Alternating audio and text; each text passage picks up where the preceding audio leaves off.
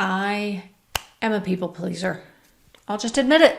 I have come to realize that being a people pleaser is bad for your health and bad for business. Hi, I'm Julia Taylor, CEO and founder of GeekPack and self-proclaimed and recovering people pleaser. I have come dangerously close to burnout on several occasions, and it's normal, especially when you get closer to the end of the year. It is so important to look after yourself so you can better look after your clients, because if you burn out, well, then what? As my business grew, the things that I used to really enjoy doing, they kept getting pushed to the side. And I imagine a lot of you can relate to this. And it happens so often where you think you're doing the thing that is the most critical, but really it's not what's keeping things ticking over. And this happens because these things aren't seen as being important or necessary. So everything that you do can be divided into different buckets.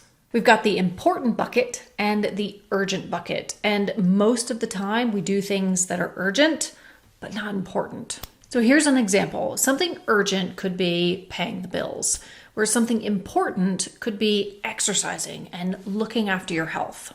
But how often do we put paying the bills way ahead of something like exercising? And I know we're all guilty of this, and don't get me wrong, paying the bills is necessary, but we also need to be mindful about making time for the things that are really important.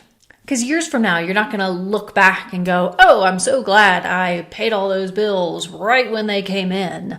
But you might look back and say, I'm so glad I took the time to exercise or eat healthy and look after myself.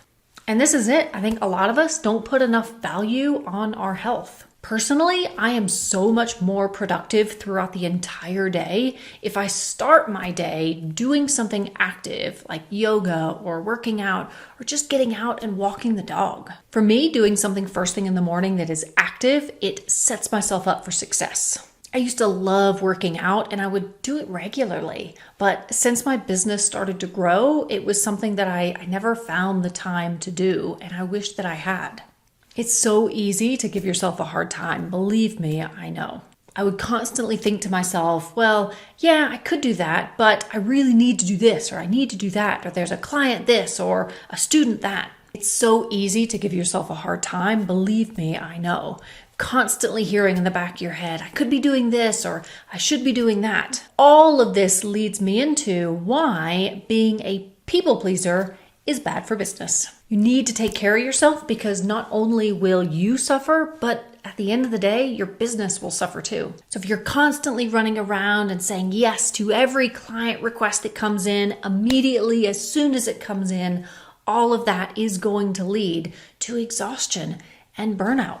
So having boundaries in your business is not a luxury, it is essential. Because at the end of the day, how can you deliver a quality service or product to your clients if you're not looking after yourself? So if you are a people pleaser, like me, recovering, just know that you are prioritizing other people over your own well-being and your own health.